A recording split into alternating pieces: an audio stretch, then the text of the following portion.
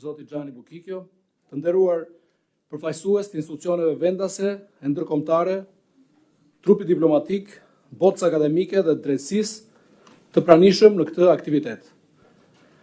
Organizimi i kësaj konference të rëndësishme që shënon 30 vjetorin e anëtarësimit të Shqipërisë në Këshillin e Evropës dhe 30 vjetorin e krijimit të Komisionit Venecias është kënaqësi edhe nder i veçantë për Kuvendin e Shqipërisë dhe për mua personalisht. Këshilli i Evropës dhe Komisioni Venecias janë dy partnerë të shmuar të udhëtimit tonë drejt një shoqërie më demokratike, më të drejtë dhe më europiane. Gjatë tyre 3 dekadave, Shqipëria ka përjetuar ndryshime të mëdha. Këshilli i Evropës ka qenë një partner kyç dhe një pikë referimi për standardet që kemi ndjekur në ndërtimin e institucioneve demokratike, mbrojtjen e të drejtave të njerëzit dhe konsolidimin e shtetit të së drejtës. Ndërkohë Komisioni Venecias ka shërbyer si një referencë profesionale dhe e paanshme, duke ofruar mendim juridik të thelluar dhe të besueshëm në çaste kyçe për zhvillimin institucional të vendit tonë. Në këtë 35 vjetor të Komisionit Venecias, dua të shpreh mirënjohjen më të thellë për rolin e tij parësor në proceset e reformimit ligjor dhe kushtetues të vendit tonë. Në momente të rëndësishme dhe jo rrallë të ndjeshme për jetën politike dhe kushtetuese të vendit, ky komision ka qenë zëri i arsyes, i profesionalizmit dhe i pavarësisë.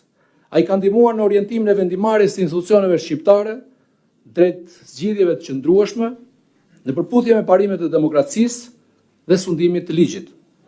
Komisioni Venecias ka dhënë një kontribut të jashtëzakonshëm në reformën në drejtësi, që shënon një transformim rrënjësor të sistemit gjyqësor dhe ka kthyer besimin e qytetarëve te drejtësia.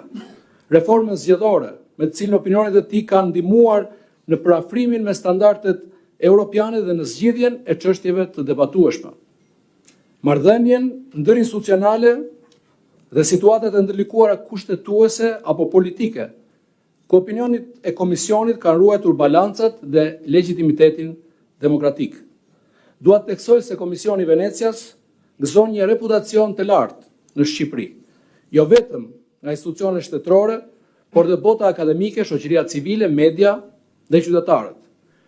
Ky respekt buron nga serioziteti i opinioneve që ofron, nga analiza e thellë, nga paanësia dhe nga ndihma konkrete që ka dhënë për të dalë nga situata të vështira me dinjitet institucional dhe respekt të ligjit.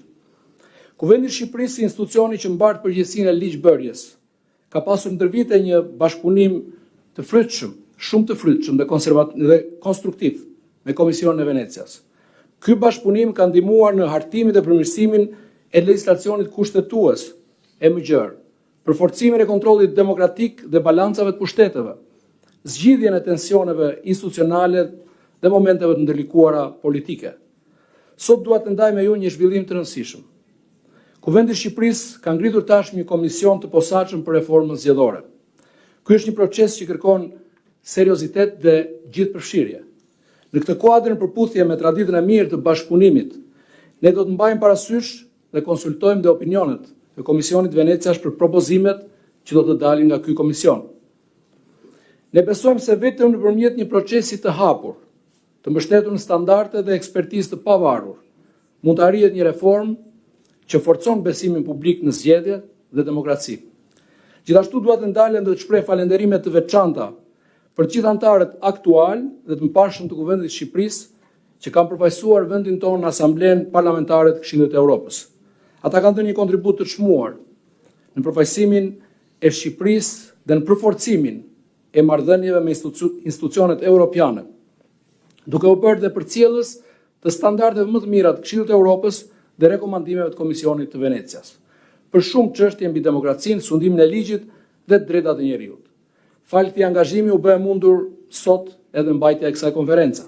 E më lejoni këtu të shpreh dhe mirënjohjen për zyrën e Këshillit të Evropës në mbështetje të punës së Kuvendit të Shqipërisë.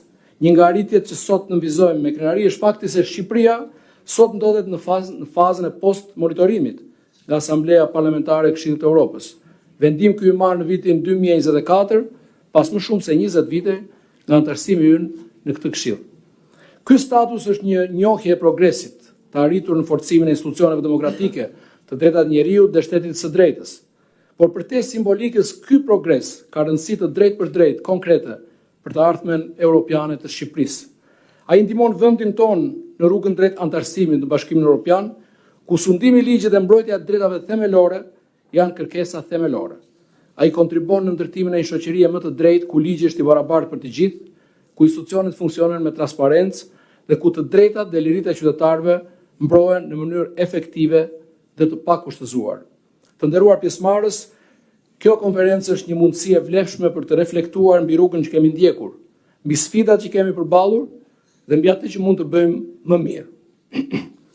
Diskutimet për reformën në drejtësi me fokus vettingun e magjistratëve, reformën zgjedhore dhe drejtësinë kushtetuese, çështje që do të diskutohen nesër nga folës të nderuar, janë jo vetëm të domosdoshme, por dhe jetike për të çuar përpara konsolidimin demokratik dhe integrimin europian të vendit tonë. Kuvendi i Shqipërisë mbetet i angazhuar dhe i gatshëm për të ndjekur me seriozitet rekomandimet e Komisionit Venecias, duke u konsideruar atë si një ndihmës të pachmueshme. Standardet e sundimit të ligjit përcaktuara në dokumentet e Këshillit të Evropës dhe Komisionit Venecias janë zgjidhja e vetme, veçanërisht në ato momente kur agjendat politike të ditës vështirësojnë vendimarrjen që respekton standardet demokratike dhe interesin publik.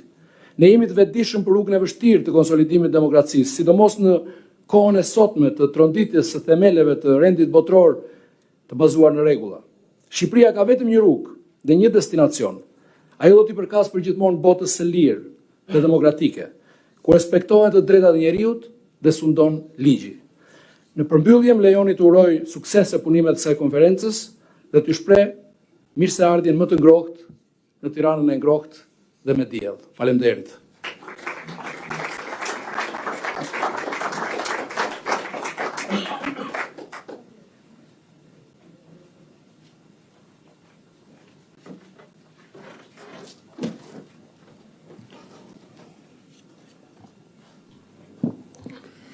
Përshëndetje të gjithëve, carissimo Gianni,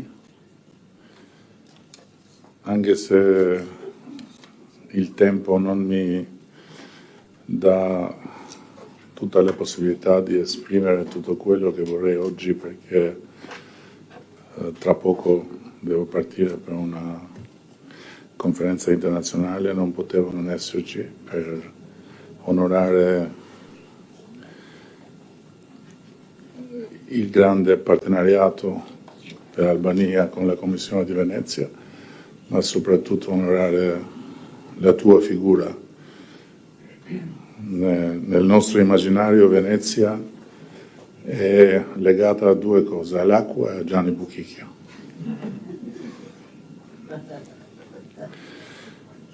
Shumë faleminderit për praninë dhe për organizimin e kësaj konference lidhur me një institucion i cili e ka shoqëruar në vimësi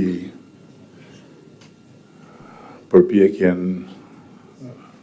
e Shqipërisë për t'u demokratizuar dhe për t'u transformuar nga një vend i sapo dal prej diktaturës në një vend që synon të ulet në tryezën e Bashkimit Evropian.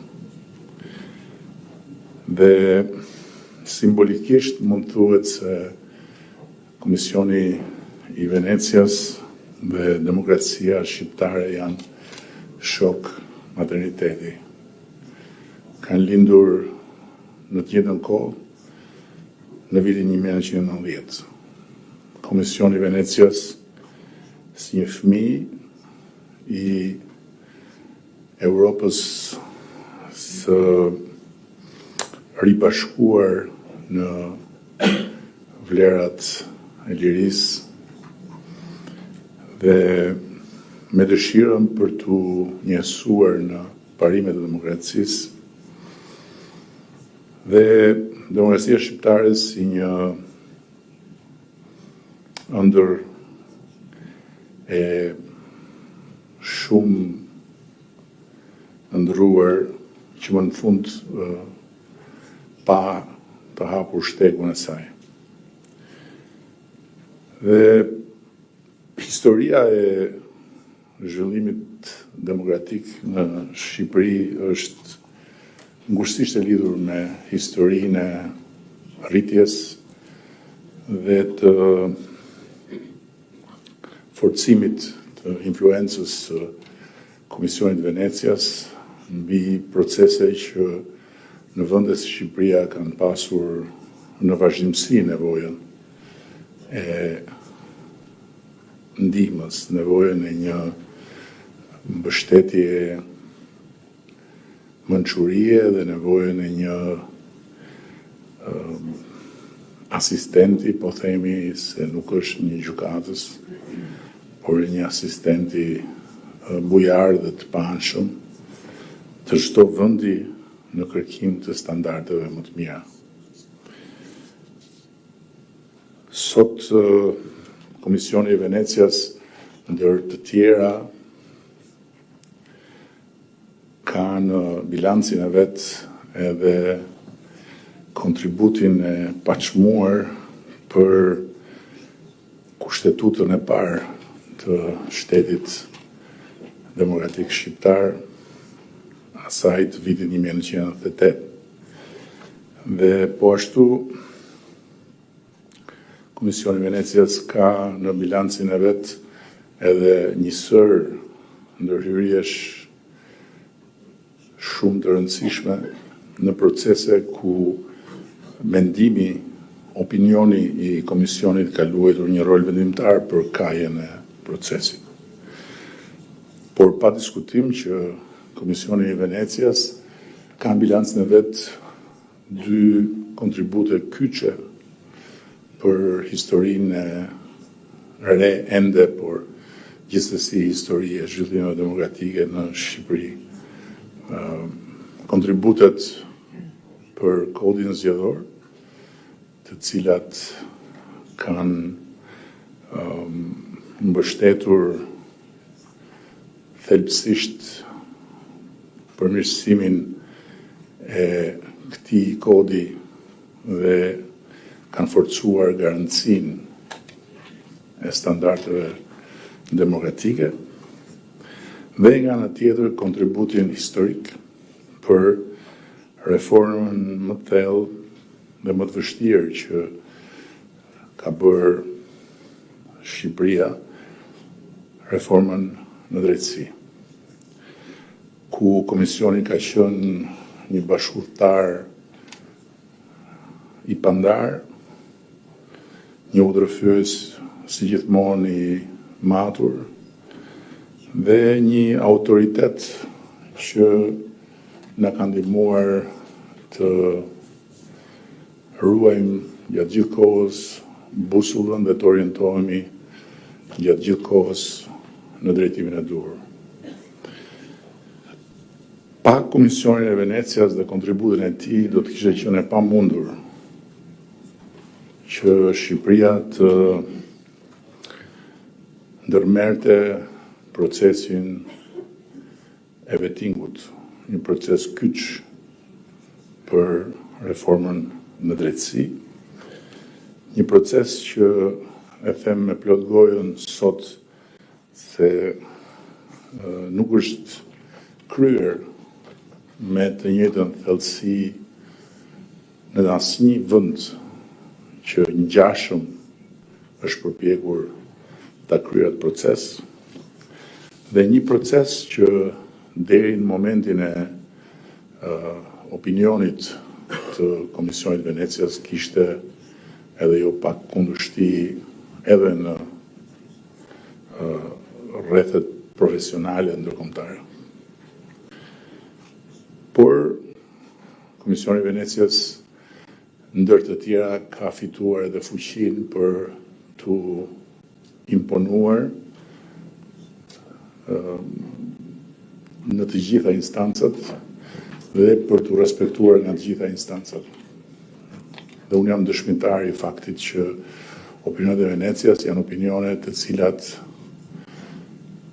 respektohen plotësisht në çdo nivel ndërkombëtar të lidhur me çështje që kanë të bëjnë me shtetin e së drejtës dhe me proceset e reformave apo të masave që lidhen me shtetin e së drejtës. Sot nuk është thjesht e vetëm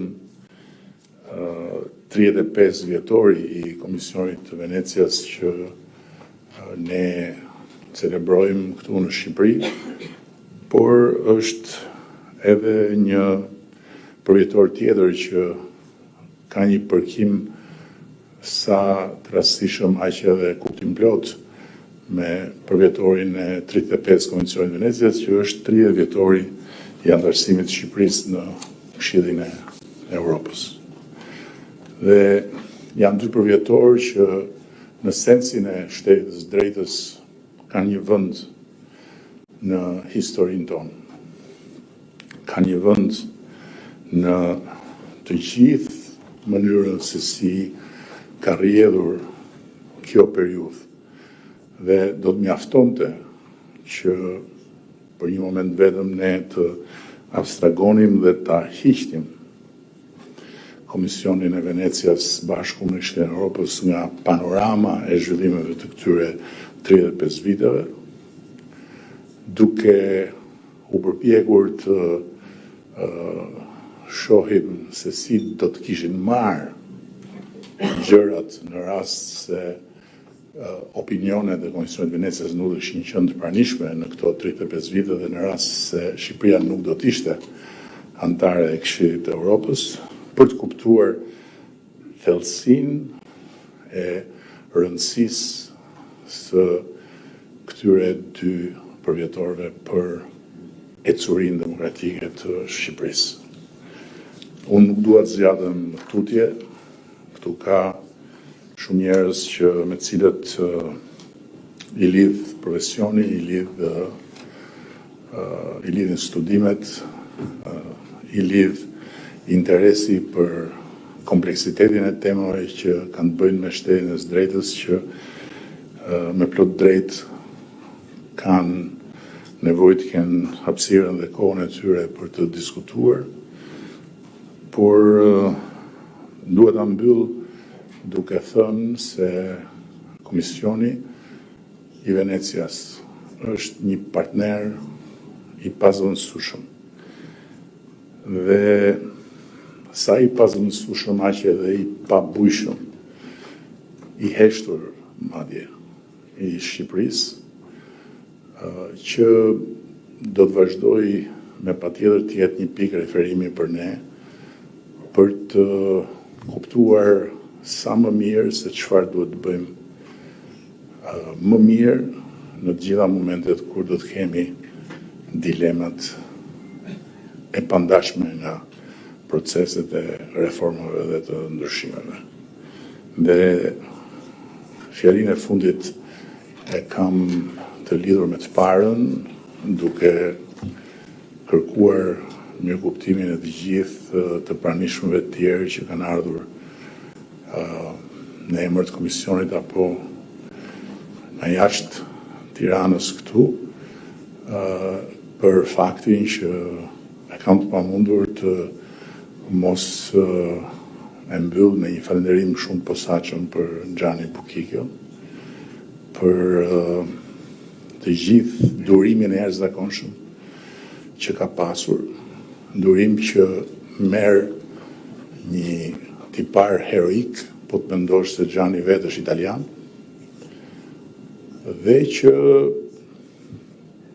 tregon se sa më shumë nevojë ka për durim kur ke të bësh me ne shqiptarët, edhe pse mund të jesh vetë italian që nuk je pjesë e një kombi që shquhet për virtytin e durimit.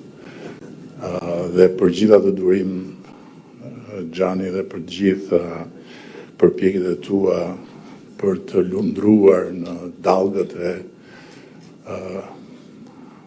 politikës shqiptare dhe për të gjetur pikën e ekuilibrit mes shumë ekstremeve që të është dashur të ballafaqohesh edhe shumë mendimet kundëra që të është dashur të dëgjosh.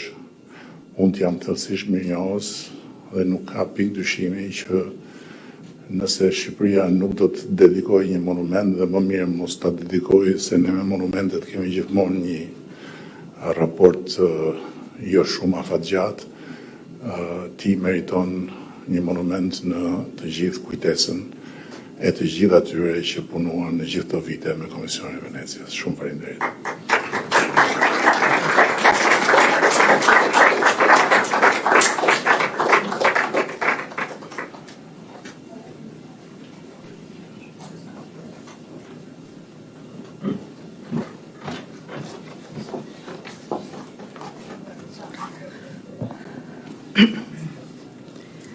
I nderuar kryetari i Kuvendit, i nderuar kryeministër, të nderuar miq të këtushëm dhe nga Këshilli i Evropës dhe Komisioni i Venecias.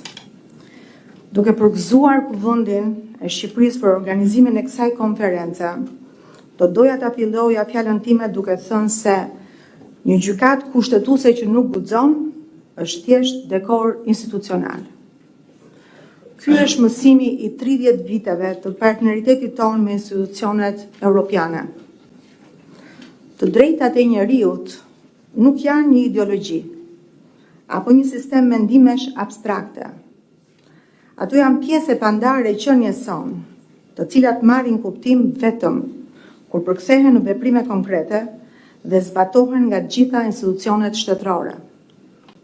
Konventa Evropiane për Drejtat e Njerëzit është një dokument unik që pasqyron vlerat themelore të demokracisë evropiane. Si akti i parë i Këshillit të Evropës për mbrojtjen e lirive dhe drejtave të njerëzit, ajo është kthyer në trashëgiminë tonë sepse afirmon përkushtimin e përbashkët për lirinë dhe dinjitetin njerëzor. Në vitin 1995, Shqipëria u bë anëtare e Këshillit të Evropës dhe vetëm një vit më vonë ne ratifikuam Konventën Evropiane për Drejtat e Njerëzit. Ky ishte një akt politik dhe juridik me peshë historike që tregoi angazhimin ton për të ndërtuar një shoqëri të bazuar mbi sudnimin e ligjit dhe të drejtat themelore të njerëzit. Nga aktet e para konkrete në këtë drejtim ishte shfuqizimi i dënimit me vdekje si i papajtueshëm me kushtetutën dhe me vlerat e konventës. Një vendim i rëndësishëm i gjykatës kushtetuese që plotësoi dhe një angazhim juridik dhe politik të shtetit shqiptar. Kushtetuta shqiptare e thret drejt për së drejti dhe e bën pjesë të saj të brendshme konventën, jo vetëm për shkak të epërsisë së saj në të drejtën e brendshme ndaj ligjeve që bien ndesh me të, por sepse lidhur me kufizimin e të drejtave dhe lirive themelore, ajo barazohet me vetë kushtetutën, e cila parashikon se këto kufizime në asnjë rast nuk mund të tejkalojnë ato që ka parashikuar konventa. Këtu vlen të përmendet se jurisprudenca e Gjykatës Evropiane për Drejtat e Njerëzit nuk është fakultative apo thjesht orientuese. Ajo është në fakt detyruese. Ajo përbën një burim të drejtë për drejtë të së drejtës dhe nuk mund të anashkalohet nga asnjë institucion i pushteteve të shtetit, as nga gjykatat, as nga prokuroria dhe as nga organet administrative. Standardet dhe parimet e elaboruara, jo vetëm nga Gjykata Evropiane për Drejtat e Njerëzit, por edhe nga Komisioni i Venecias, plotësojnë dhe orientojnë sistemin ton juridik, veçanërisht aty ku ligji është i mangët apo i paqartë. Ato shërben si garanci për mbrojtjen efektive të lirive themelore dhe si shtyllë ndihmëse për interpretimin kushtetues. Gjykata kushtetuese ka reflektuar këtë qasje përgjatë veprimtarisë së saj shumë vjeçare, por edhe në një sër vendimesh të rëndësishme të marra përgjatë këtij viti, për cilat ajo dha interpretime të rëndësishme dhe konstatoi edhe cënimin e të drejtave të individëve në disa prej tyre, siç janë sekuestrimi i provave dhe kontrolli i banesës, korespondenca dhe mbrojtja e saj nga sekuestrimi arbitrar, standardi i dyshimit të arsyeshëm për masat e sigurimit personal. Këto vendime në fakt, janë shprehje e qartë të përkatësisë sonë të pakthyeshme në sistemin evropian të drejtave të njeriut. Lidhur me Komisionin e Venecias, do doja të theksoja se ai ka qenë një partner i çmuar për gjykatën kushtetuese përmes opinioneve këshillimore amicus curia dhe rrjetit të informacionit Kodisis. Partneriteti me Komisionin e Venecias nuk është një marrëdhënie mësues-nxënës. Është dialog midis të barabartëve. Kur gjykata kërkon opinion nga Komisioni i Venecias, nuk kërkon leje dhe nuk cedon sovranitet. Komisioni i Venecias ka qenë një udhërrëfyes në praktikën institucionale, duke ndihmuar vendimarrjen, jo vetëm përmes amicus curia, të dhëna mbi kërkesën e gjykatës për çështje konkrete, por edhe përmes standardeve dhe parimeve të elaboruara gjatë veprimtarisë së tij, sa herë është vënë lëvizje nga shtete dhe institucione të ndryshme për çështje kushtetuese. Nga ana tjetër, Kodisis, baza e të dhënave të Komisionit të Venecias, nuk është thjesht një bibliotekë digjitale. Është dëshmi se drejtësia kushtetuese flet një gjuhë universale. Kur një vendim i gjykatës citohet në Kiev apo Vilnius, nuk është thjesht një shkëmbim juridik. Është solidaritet në mbrojtjen e lirisë. Çdo vendim i ynë kontribon në këtë thesar të përbashkët të shtetit të së drejtës. Megjithatë, procesi konsultativ me Komisionin e Venecias nuk mund të përdoret për të shmangur ose relativizuar vendimet e gjykatës kushtetuese, të cilat janë përfundimtare, detyruese dhe nuk mund të vijnë në diskutim nga asnjë organ i pushtetit dhe as nga vetë ajo. Kërkimi i një opinioni këshillimor duhet të ndodhë paraprakisht dhe jo të përdoret si mjet për të kontestuar një vendimarrje të dhënë. Kjo është thelbësore për të ruajtur autoritetin institucional të gjykatës dhe për të respektuar ndarjen e pushteteve. Siç e përmenda më sipër, gjykata kushtetuese nuk është një institucion dekorativ. Ajo është arbitri i lojës demokratike. Kushtetuta nuk është pronë e politikanëve, është kontratë me qytetarin. Ne nuk kemi lapsin, por gomën.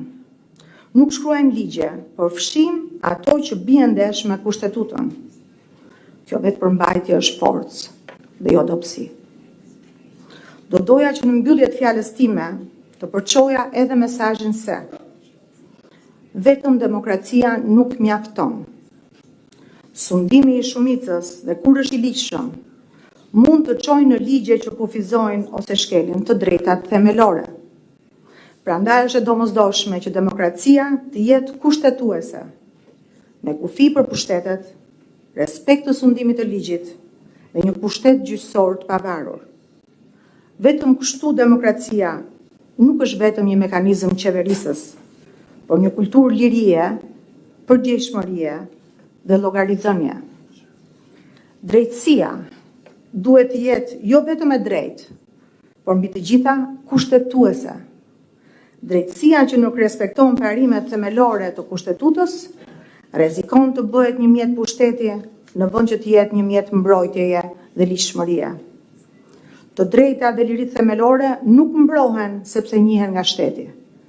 Përkundrazi, ato janë universale dhe duhet të respektohen për të gjithë dhe nga të gjithë pa përjashtim.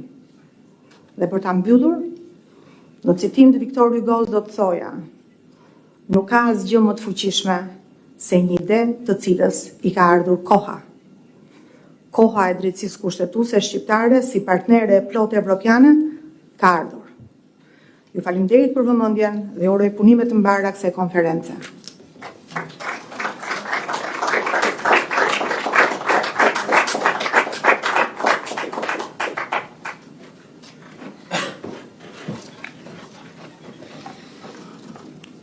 Nderuar kryetari i Kuvendit, nderuar kryetari i Gjykatës Kushtetuese, nderuar presidenti i nderit dhe profesorës e Komisionit Posaçëm të Komisionit të Venecias, nderuar profesorës të Këshillit të Evropës, miqtë e pjesëmarrës.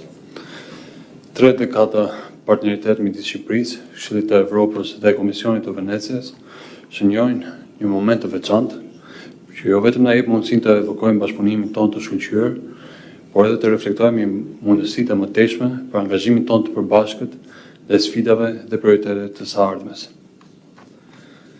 Ndryshe nga viti në dukje e largët 1995, kur ne sapo kishim dalë nga një regjim i egër represiv, dhe nocioneve themelore si shteti së drejtës, liri dhe drejta të qytetarëve dhe institucionet demokratike, të cilat tingëllonin më shumë si shprehje të huaj në mes kaosit social-ekonomik, tranzicionit politik dhe institucioneve teje të dobta, sot Shqipëria i përket një tjetër realiteti.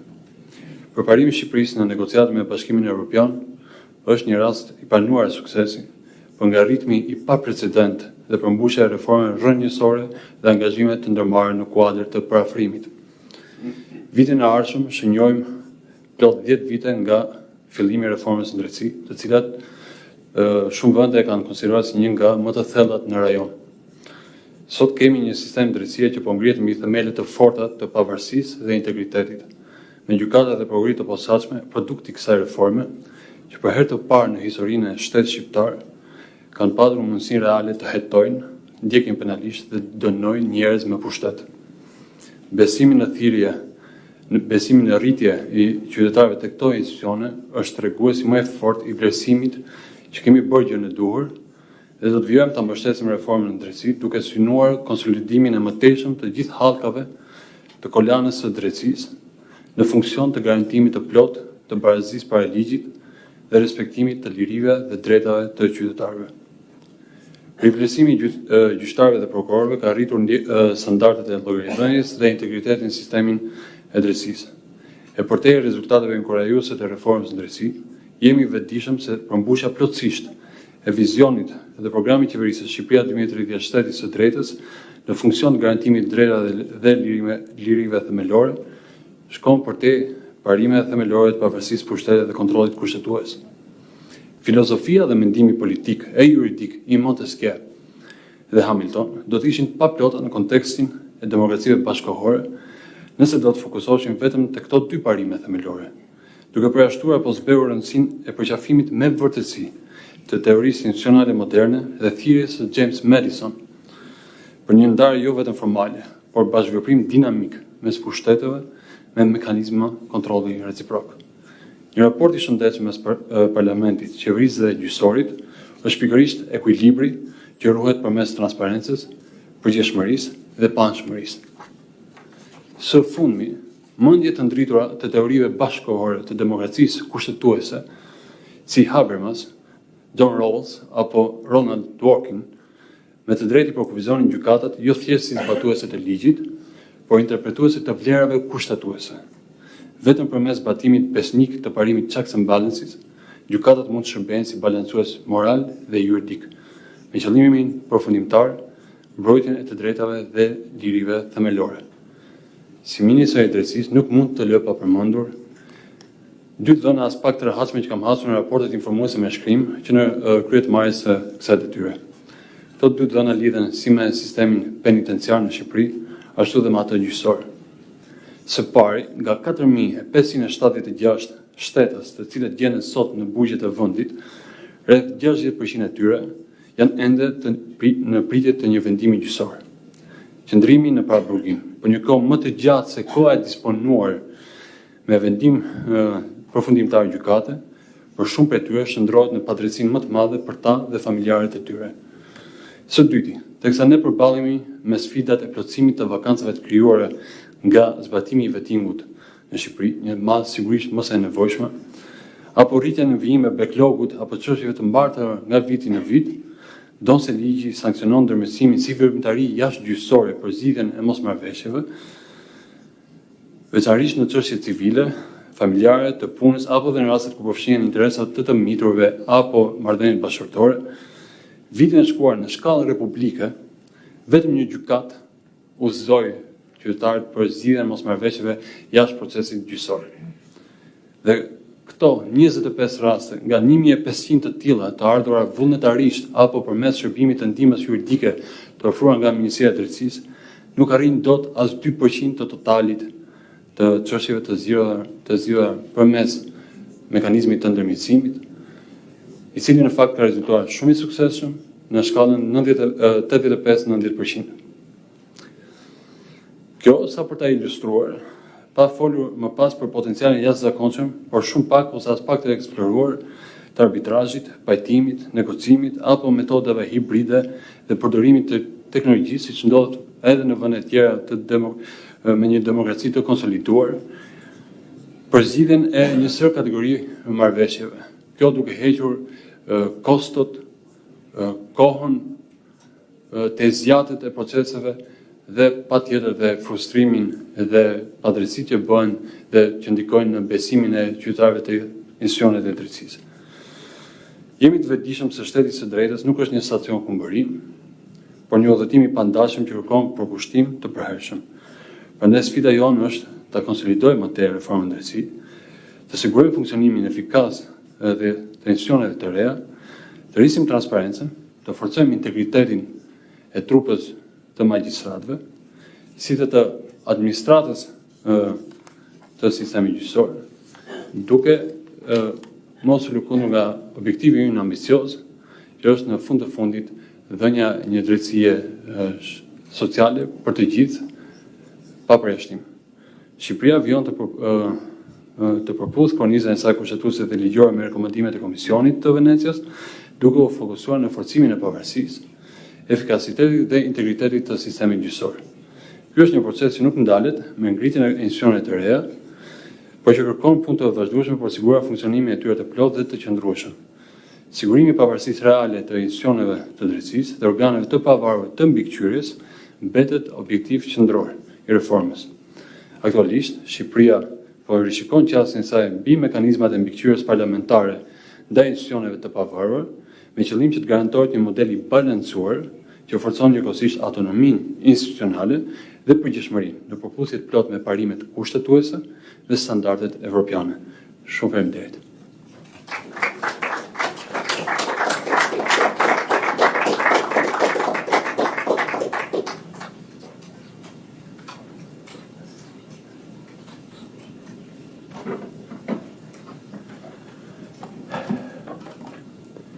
Mr. Speaker, first of all, I would like to thank you for having taken the initiative to co-organize with the Venice Commission this event, which celebrates our long-standing cooperation. The Prime Minister is no more there. I would like to thank you very much for very kind words he addressed to me. The only thing you should tell him that I have been, remain forever. Pra, gjithashtu, unë dua të them që mbetem dhe do të mbetem përgjithmonë mik i shqiptarëve. Kjo është koha e përvjetorëve. 75 vjetori e Konventës Europiane për të drejtat e njeriut, 35 vjetori Komisionit të Venecias, i cili u festuan në Venecia vetëm një javë më parë, 30 vjetori Shqipërisë si antare e Këshillit të Evropës dhe Komisionit Venecias, dhe nëse nuk gaboj, 34 vjet bashkëpunim midis Komisionit të Venecias dhe Shqipërisë, sepse bashkëpunimi ynë ka filluar edhe përpara antarësimit tuaj në Këshillin e Evropës dhe në Komisionin e Venecias. Në fakt, fjalimi im do të ishte pak a shumë personal, bazuar edhe të kujtimet që kam në vendin tuaj. Në fakt, dhe në të vërtetë unë isha antar i parë i stafit të Këshillit të Evropës që erdha në Shqipëri në shtator të vitit 1991. Unë kam lindur në Bari në vitin 1944, 2 vjet përpara shpalljes së Republikës në vendin tuaj. Kur isha i ri, Shqipëria ishte për mua një vend misterioz. Vetëm disa qindra kilometra nga vendlindja ime dhe vetëm 80 kilometra nga Otranto, nga ku ju mund të shikoni edhe Bregdetin e bukur shqiptar. Kështu që të shkelësh tokën e vendit tuaj ishte një zbulim i vërtet. Kam ende një kujtim të gjallë të të rrugës që kanë bërë atëre midis aeroportit dhe Tiranës, me bunkerët e saj të panumërt, ishin vetëm 2 hotele të vetme në Tiranë, Hoteli Dajti dhe Hotel Tirana, që ekzistonin atë kohë, të tregut në sheshin Skënderbej, ku kishte vetëm disa shitësh, patatesh, qepësh, të dritarëve të thyera, të varfërisë ekstreme për shkak të braktisjes së ekonomisë së planifikuar. Situata dhe gjendja e rrugëve. Autoritetet e asaj kohe kishin organizuar një vizitë në Berat. Udhëtimi me makinë zgjati 3 orë, ndërsa tashmë mendoj se 1 orë e 20 minuta është mjaftueshme. Dhe shpesh kaluam në atë kohë në një rrugë të pakalueshme, plot me rënoja makinash anash. Në Berat ishte një adoleshent që fliste italisht, frëngjisht dhe anglisht dhe ai propozoi veten si të shërbente si udhërrëfyes. Në fund të vizitës, ne donim ta shpërblenim atë, ta paguanin, por ai na refuzoi parat me dinjitet dhe kërkoi vetëm stilolapsa.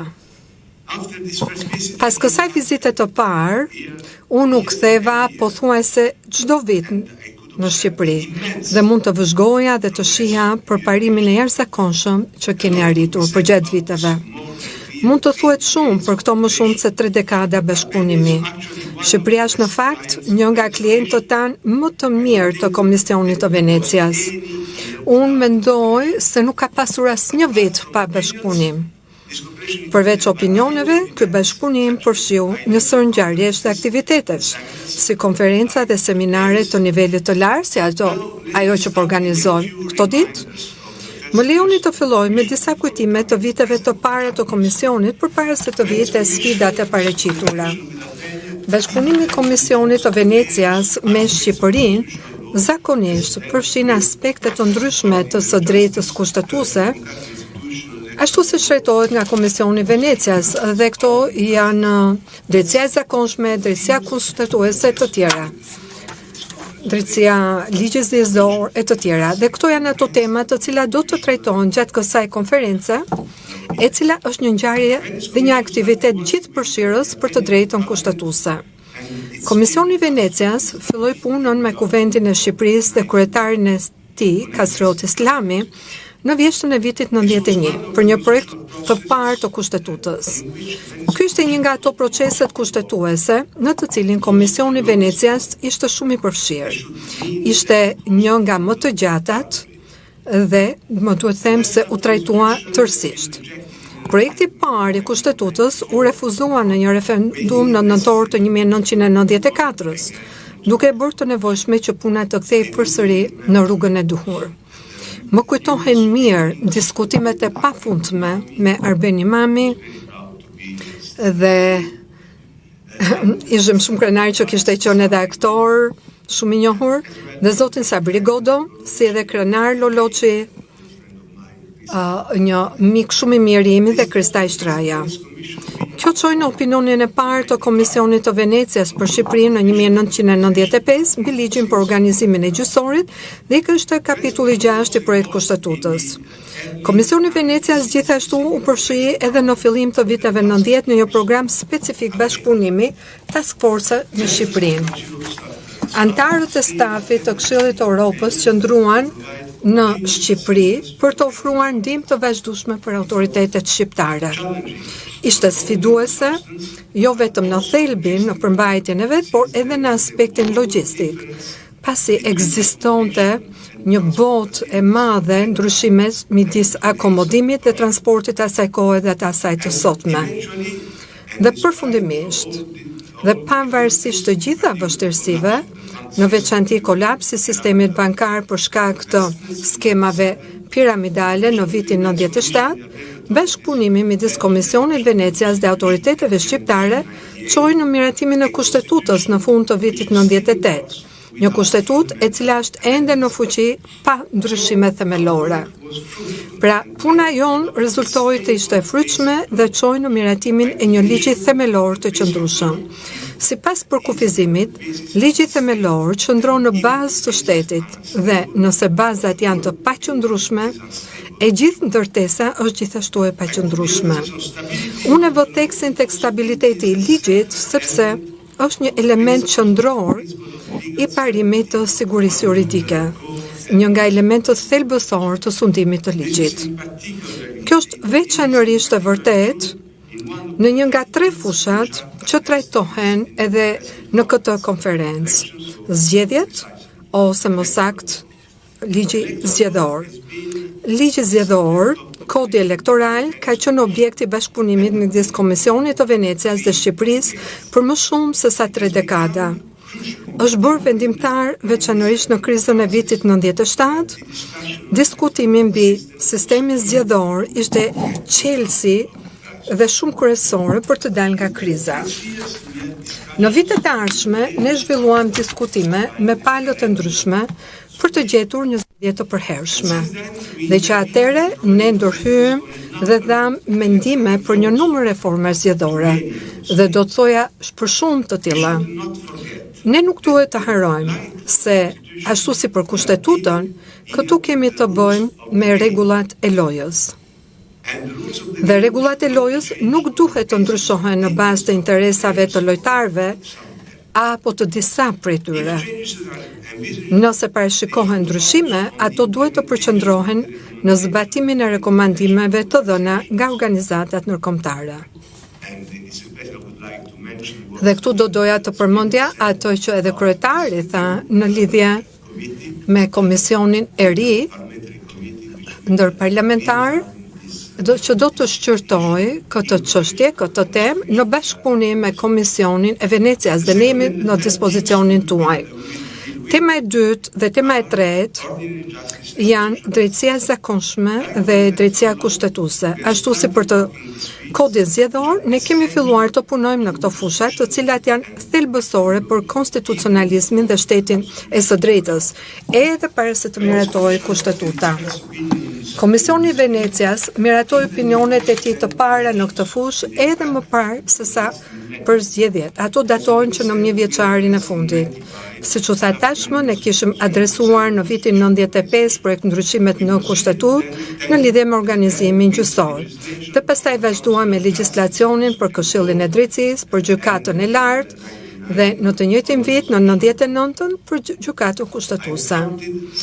Unë kam numëruar 7 përmbledhje amicus curiae të Komisionit Venecias për gjykatën kushtetuese të Shqipërisë. Kjo është e jashtëzakonshme dhe nënvezon cilësinë e bashkëpunimit tonë. Duke ardhur tek çështjet e fundit, nuk mund të ri pa nënvizuar punën e rëndësishme që po bëhet në ligjin për rivlerësimin kalimtar të gjyqtarëve dhe prokurorëve, pra i ashtu quajturi ligji vettingut. Ky është një shembull tjetër i bashkëpunimit në fushën e gjyqësorit dhe njëkohësisht së bashku me gjykatën kushtetuese, pasi Komisioni i Venecias dha një përmbledhje amicus curiae me kërkesë të gjykatës kushtetuese për këtë çështje. Në punën e tij për rishikimin e listës së kontrollit të sundimit të ligjit, Komisioni i Venecias tani po trajton rivendosjen dhe konsolidimin e sundimit të ligjit. Ndërsa në një kontekst të ndryshëm nga ndërhyrja e pushtetit politik në gjyqësor dhe mënyra për ta korrigjuar atë, puna jonë për ligjin e vettingut mund të konsiderohet si një nga reflektimet e para për rivendosjen e shtetit të së drejtës. Pyetja kryesore dhe çështja kryesore është se si t'i japim fund një situate e cila bie ndesh me sundimin e ligjit, por duke respektuar këtë të fundit. Zoti kryetar, zonja dhe zotrinj, siç mund ta shihni, bashkëpunimi midis Komisionit të Venecias dhe Shqipërisë është shumë i pasur dhe ai trajton shtyllat e një demokracie të shëndetshme. Ai synon të sigurojë zbatimin e 3 parimeve kryesore të Këshillit të Evropës: demokracia, të drejtat e njerëzit dhe sundimi i ligjit. Shumë gjëra janë arritur deri tani, por ne nuk duhet të qëndrojmë dhe duhet të vazhdojmë të sigurojmë gjithmonë një përputhje gjithnjëherë më të mirë të legjislacionit dhe praktikës shqiptare me këto parime. Kjo është edhe më e rëndësishme në këtë periudhë të prapambetjes demokratike në mbarë botën. Shqipëria, zonja dhe zotrin, Shqipëria mund dhe duhet të përparojë për të mirën e popullit të saj dhe për një integrim të plot në Bashkimin Evropian dhe në familjen europiane. Faleminderit shumë për vëmendjen tuaj.